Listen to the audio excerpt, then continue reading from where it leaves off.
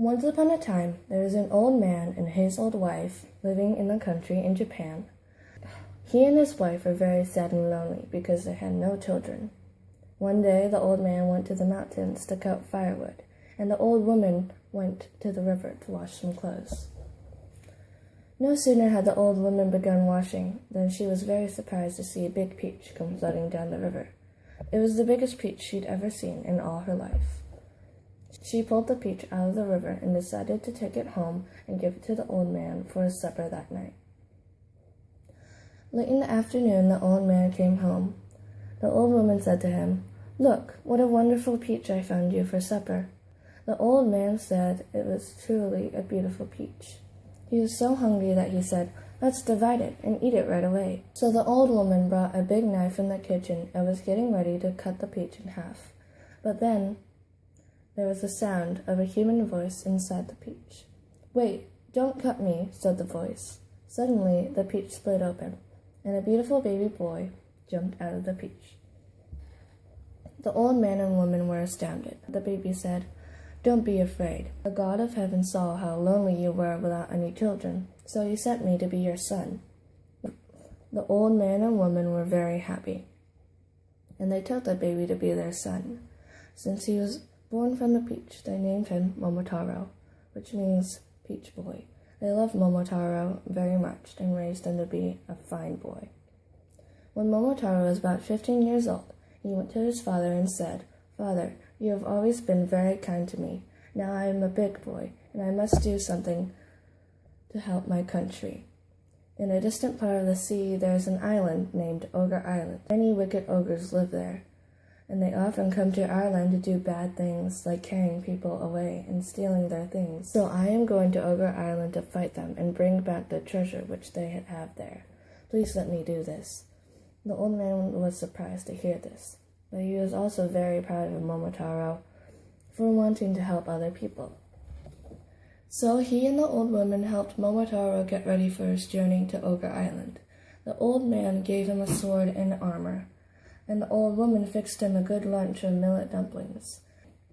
Then Momotaro began his journey, promising his parents that he would come back soon. Momotaro went walking toward the sea. It was a long way. As he went along, he met a spotted dog.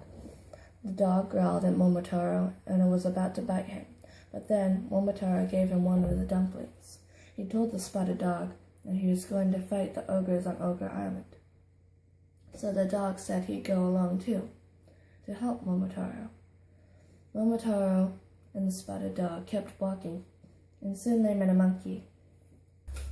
The spotted dog and the monkey started to have a fight, but Momotaro explained to the monkey that he and the spotted dog were going to fight the ogres on Ogre Island. Then the monkey asked if he could go with them. So Momotaro gave the monkey a dumpling and let the monkey come with them. Momotaro and the spotted dog and the monkey kept on walking. Suddenly, they met a pheasant. The spotted dog and the monkey and the pheasant were about to start fighting.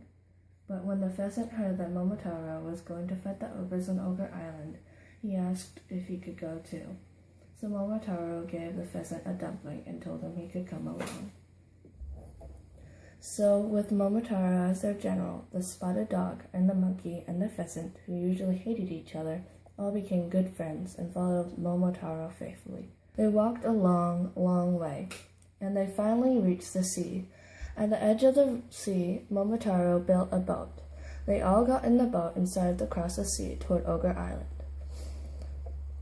When they came within the sight of the island, they could see that ogres had a very strong fort there, and there were many, many ogres. Some of them were red, some blue, and some black. First, the pheasant flew over the walls of the fort and began to peck at the ogre's head. They all tried to hit the pheasant with their clubs, but he was very quick and dodged all their blows. And while the ogres weren't looking, the monkey slipped up and opened the gate of the fort. Then Momotaro and the spotted dog rushed into the fort and started fighting the ogres too. It was a terrible battle. The pheasant pecked at the heads and eyes of the wicked ogres, and the monkey clawed at them, and the spotted dog bit them, and Momotaro cut them with his sword. At last, the ogres were completely defeated.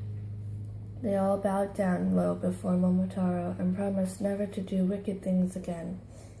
Then they brought Momotaro all the treasure they had stored in the fort. It was the most wonderful treasure you can imagine. There was much gold and silver and many precious jewels. There was an invisible coat, a hat, and a hammer that made a piece of gold every time you hit it on the ground, and many other wonderful things.